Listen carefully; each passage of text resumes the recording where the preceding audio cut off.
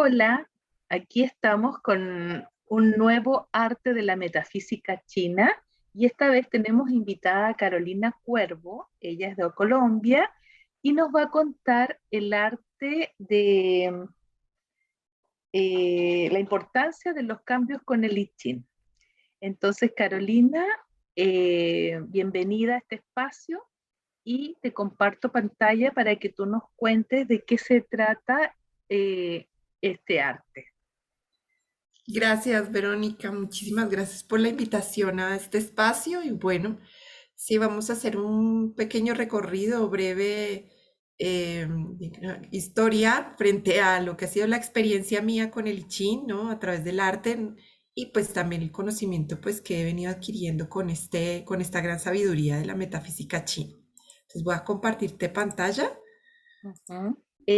Carolina es artista plástico, lleva muchos años en el arte, pero hace 8, 10 años que está en el conocimiento y el trabajo del I Ching y ha hecho una fusión entre el arte y la metafísica china. Entonces, de una forma muy didáctica, nos va a enseñar de qué trata la importancia de los cambios con el I Ching.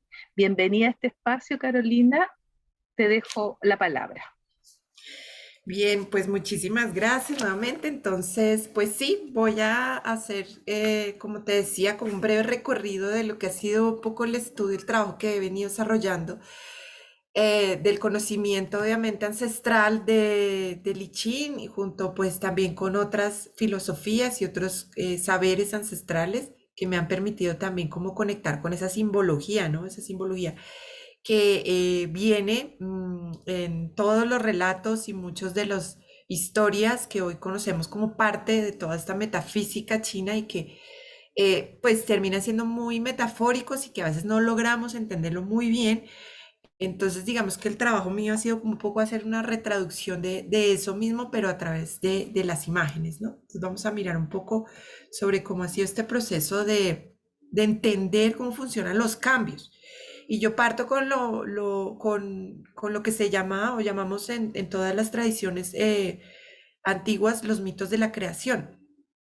Esto es si vemos en la mayoría, si no es que en todas las tradiciones existe esto de los mitos de la creación, siempre hay una historia detrás de lo que vendríamos a entender cómo es que surge el mundo, de dónde se origina, de dónde venimos, ¿no? La gran pregunta, ¿de dónde venimos? ¿Quién nos ha creado? Si nos cree, de cómo ha sido ese proceso, ¿no? Y nos damos cuenta que entre todos estos procesos de los mitos de creación, esas historias, que surgen alrededor de esta mitología, pues es una metáfora pues de lo que hoy claramente la ciencia nos está contando, pues de dónde efectivamente viene de dónde viene nuestra energía, nuestro cuerpo, nuestra vida, ¿no? Cómo funciona la vida. Entonces, en el caso, por ejemplo, de China, claramente existe algo, uno de los mitos esenciales es este, el huevo cósmico, ¿no? Entonces, que todo surge de un caos. Casi todos los mitos parten de eso, de un caos, porque es un algo que no se sabe qué es, no se entiende, pues no hay un nombre específico a eso, entonces lo llamamos caos.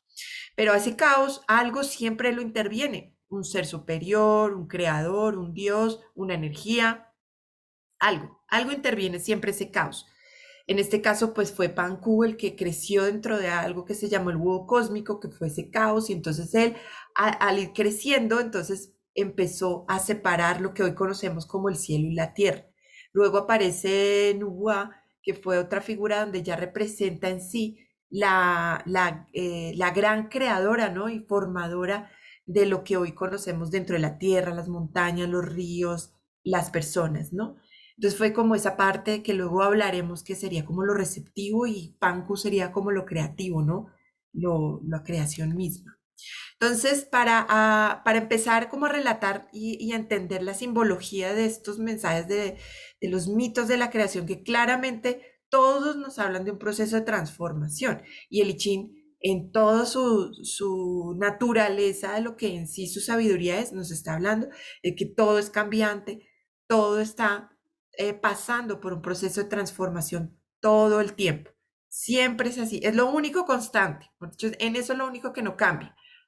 Lo único que no cambia es el cambio.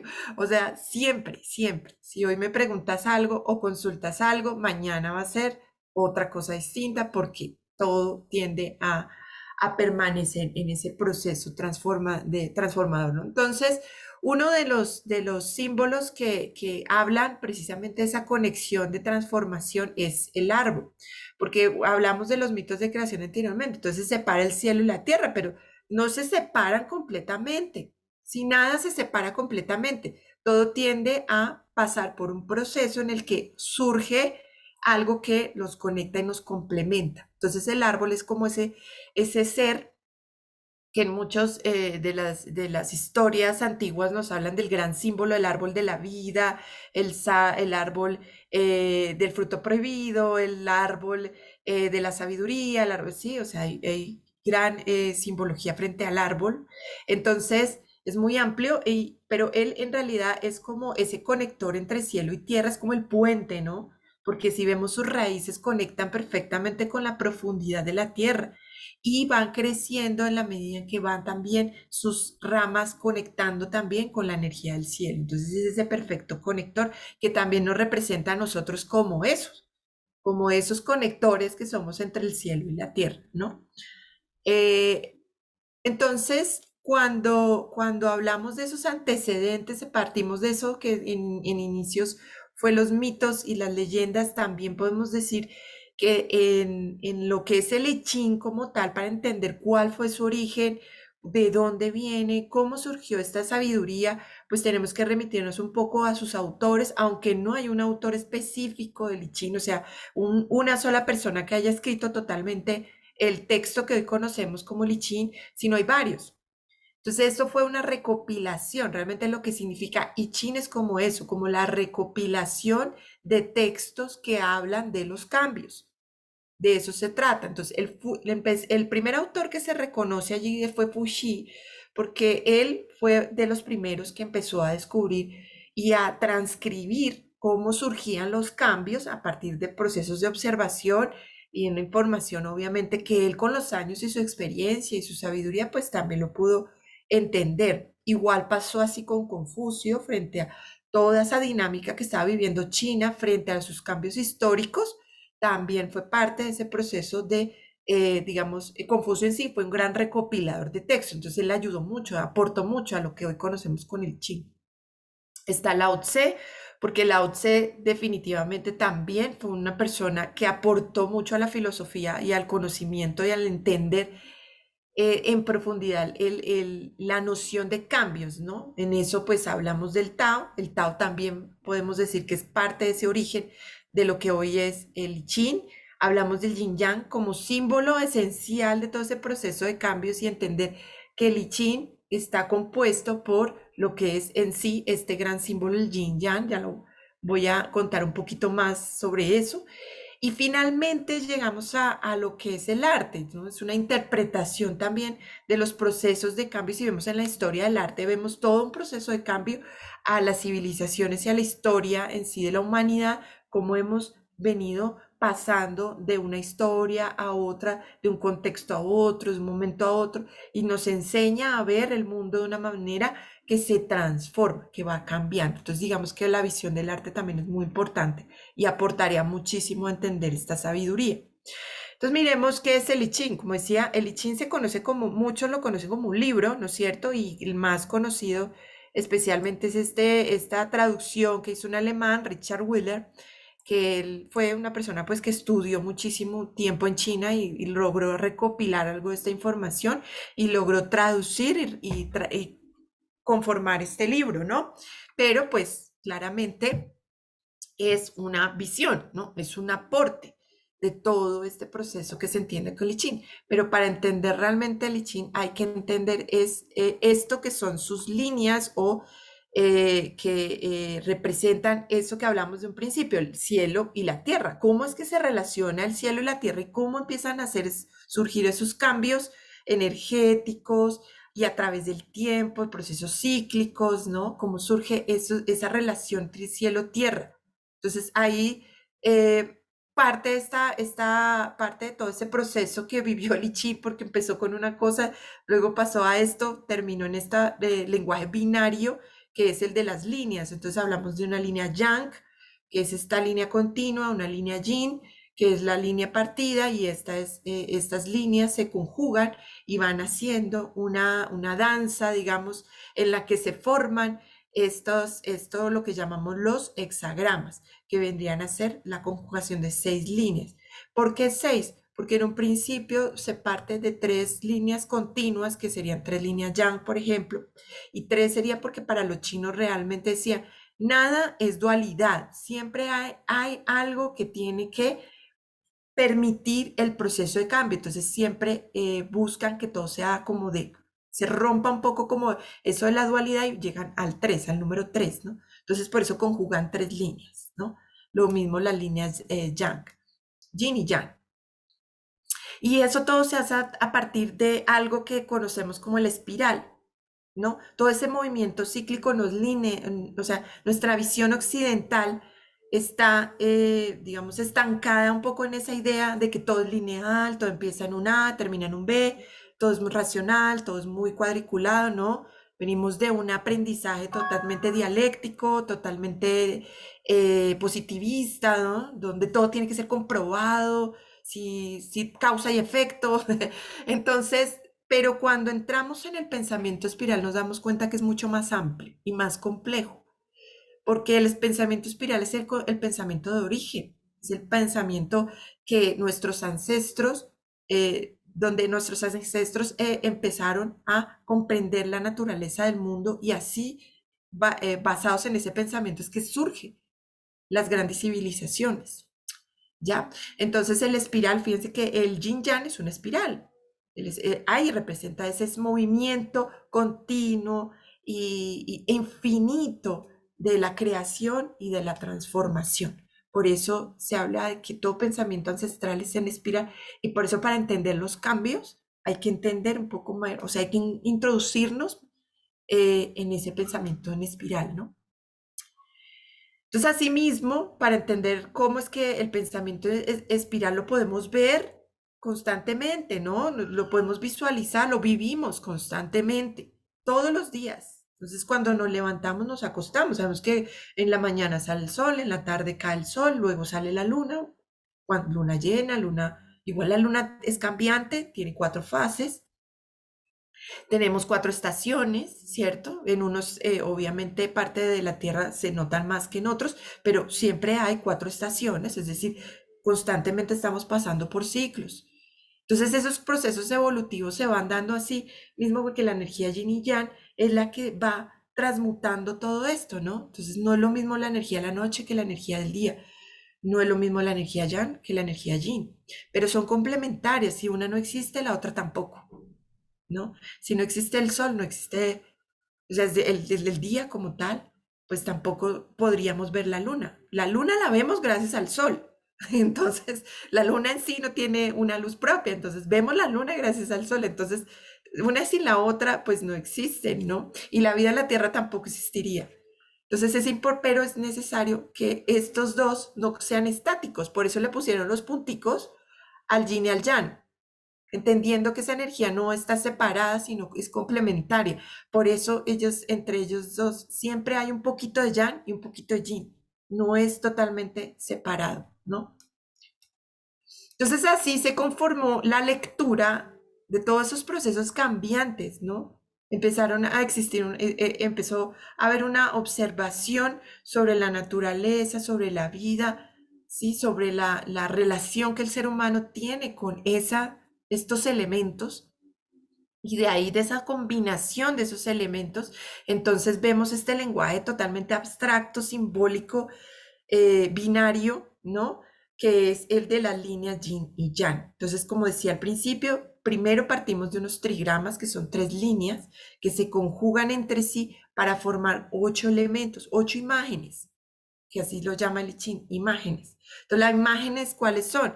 La imagen de la tierra, la imagen de la montaña, tenemos la imagen del lago, tenemos la imagen del viento, tenemos la imagen del trueno, ¿sí? Todos todos estos son del cielo, ¿no? Del agua. Cada una de estas 8 imágenes entonces nos están relatando, nos están traduciendo una naturaleza no solamente externa, sino interna, porque todos dentro de nosotros existen estos mismos elementos que vemos aquí, que son el trueno, cuál es nuestro trueno, ¿no? ¿Cuál es nuestra tierra? ¿Cuál es nuestro cielo? Porque somos esos conectores, ¿no? También. Entonces, los chinos obviamente lo representaron de muchas maneras. Aquí hay algo que se llama una gráfica que es el bagua, y es como estos 8 elementos se conforman en este octágono, ¿no? Se organizan muy bien. Y aquí vemos unas letras en chino, los ideogramas, que en un principio se ven, tenían una forma un poco primitiva, pero fueron evolucionando a través de las dinastías y en la medida en que fue avanzando, estos ideogramas fueron avanzando, pero es una abstracción de un pensamiento, el ideograma. Está mostrando una idea concreta, no es como nuestro abecedario que para conformar una palabra, entonces tenemos que usar diferentes letras y unirlas y crea un sonido. No, para ellos cada ideograma es toda una palabra, todo un universo, todo un concepto. Entonces, por eso es a veces complejo entender un poco el idioma chino o el pensamiento ancestral también, en este caso chino, porque tenemos que abrir la mente a una idea, no a una sola palabra, un solo concepto. Así entonces se forman estos 8 trigramas que posteriormente, ya conjugando esos 8 entre sí, entonces forman los hexagramas. Y estos hexagramas nos dan respuestas es decir, la conjugación nos da 64 respuestas, y esas 64 respuestas o combinaciones, pues son 64 formas de entender una sola. Si tú haces una pregunta, obviamente el I Ching está entendido como una herramienta oracular.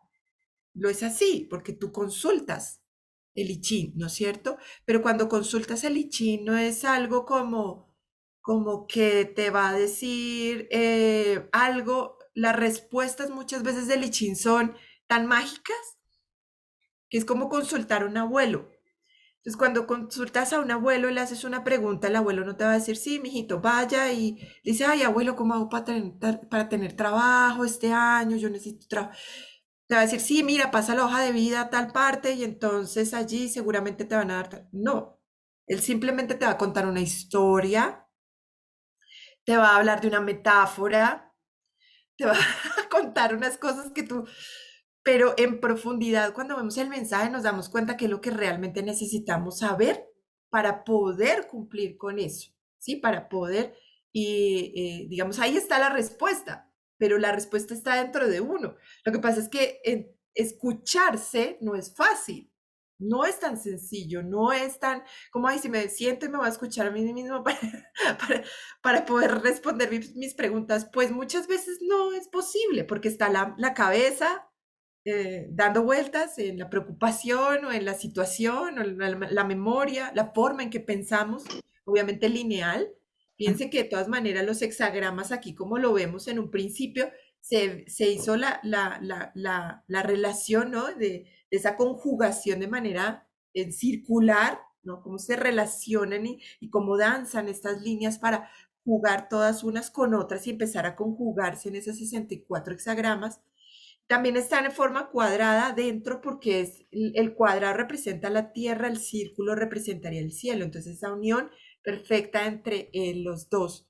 Y cómo es que eso dentro de nosotros también existe, pero difícilmente no lo logramos entender. Entonces, ¿qué pasa? Que en el caso ya de la traducción occidental, pues se hizo este cuadrito que vemos acá, donde ya vemos las líneas, los mismos trigramas arriba, los mismos trigramas abajo, y se conjugan a través de números y podemos jugar así con los números para saber cuál sería el hexagrama, pero los chinos claramente no utilizan este sistema.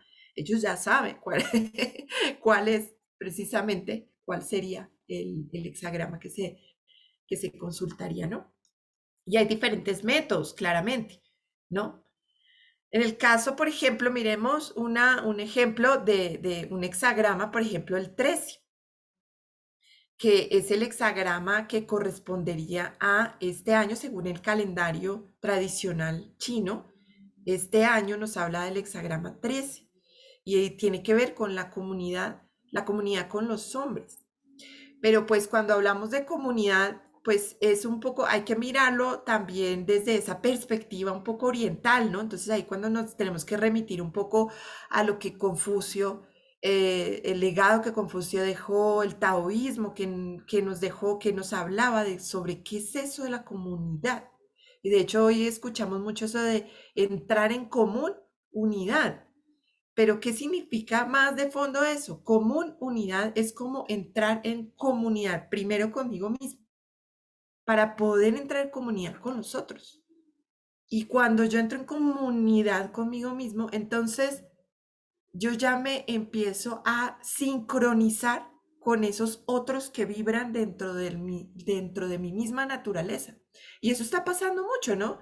Es que la vibración de la Tierra está cambiando, no sé qué, y ya como que no conectamos con las mismas personas, hay personas que se alejan, otras llegan, y pareciera que sí, efectivamente todo está cambiando en nosotros, pero precisamente, si nosotros queremos paz, pues el primer lugar donde sembramos paz es en nosotros para encontrar esa paz afuera. Entonces, este hexagrama nos habla de eso, esa comunidad, y es como ese fueguito. De hecho, el hexagrama lo representa así, está un fuego abajo y está el cielo arriba, ¿no? Entonces es como ese fueguito que está ahí, cuidándose. Y alrededor de él lo representan así un poco, y alrededor de él están las personas que están alrededor de ese fuego cuidando, poniendo, conversando, poniendo una palabra, llegando a acuerdos, ¿sí? Porque el fuego es transformador, el fuego escucha. Y en la medida que escucha esa palabra y eso que se está diciendo en ese círculo, pues eso mismo es lo que también se genera en esa comunidad entre todos. Entonces, hoy en día sentarse a hablar con el fuego, pues es muy terapéutico. De hecho, el Tao así lo invita, en el que entramos en ese presente y el fuego nos ayuda a entrar en ese constante presente. Si nos sentamos Carolina, con... ¿Sí? disculpa, me surge la idea también para compartir con nuestros amigos de que cuando estamos en una fogata reunidos con amigos o con la familia, es tan placentero estar con los palitos de madera alimentando y de repente viene el fuego grande y uno se retira y después el fuego se reduce y uno lo vuelve a alimentar y le gusta a uno estar ahí como calentándose las manos. Entonces, el fuego une, es la unidad, Ujú. es el calor, es la alegría.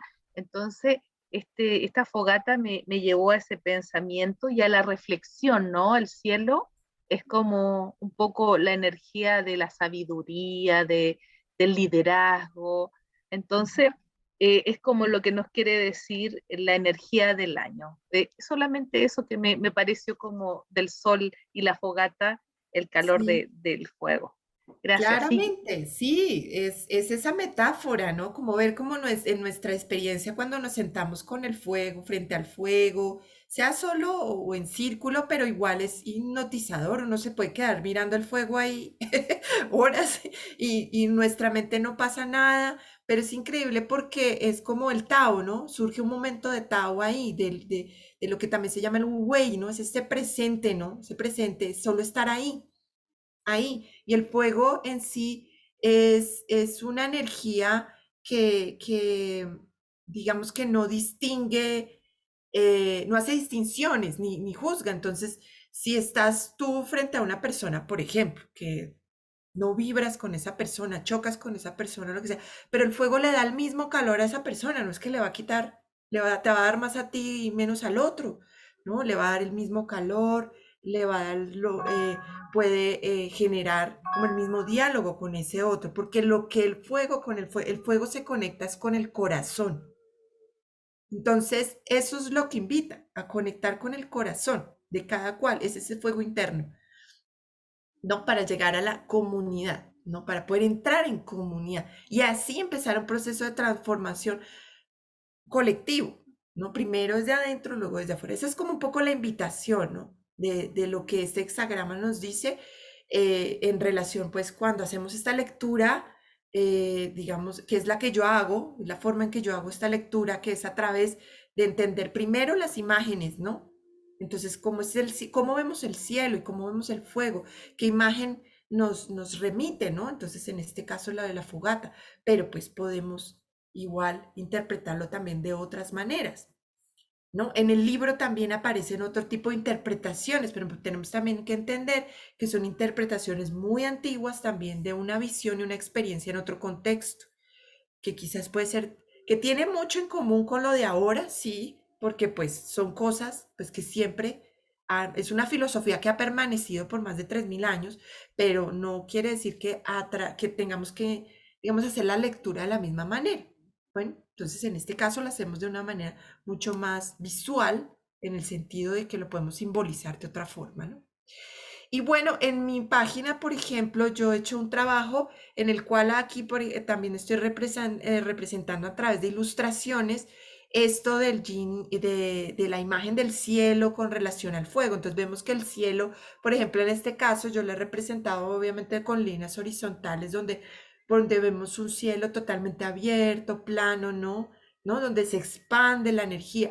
Y al contrario, el fuego es ascendente, ¿no? Es una energía que va hacia arriba, ¿no? Y tiene unos colores diferentes, una vibración diferente. Entonces, cómo se conjugan también la imagen de manera sensible frente a esta idea de cómo entender el I Ching a través de primero una sensibilización frente a lo que es el concepto, las imágenes, y luego sí empezar a entender los mensajes, hacer la lectura para poder entrar, digamos, a comprender ese mensaje del gran maestro, ¿no? Que yo digo, el I Ching es un súper gran maestro que nos ayuda y nos aporta muchísimo en la medida en que podemos vivir este proceso, ¿no? De entenderlo como procesos de cambio. Sí, entonces yo he venido haciendo una traducción también con los árboles. Entonces está aquí los árboles que están, cada uno pues representa un hexagrama diferente. En el fondo se ven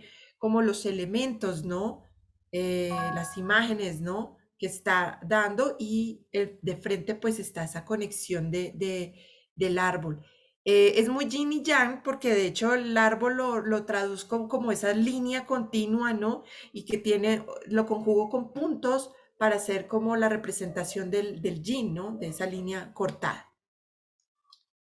Y bueno, eso es básicamente lo que quería contar en este momento frente a lo que es pues un poco la interpretación, el trabajo que he venido desarrollando, estudios del I Ching, pues que es una sabiduría milenaria supremamente profunda. De hecho, Confucio en algún momento dijo que si tuviera más vidas estudiaría, seguiría estudiando el I Ching, así que todavía nos falta mucho por aprender, pero creo que se ha logrado avanzar muchísimo en estos tiempos que la información está por todos lados, pero lo más importante del I Ching, y que creo que el mensaje más importante es primero hacer esa conexión con nosotros mismos y luego sí poder entablar un diálogo ya, digamos, a nivel externo, ¿no?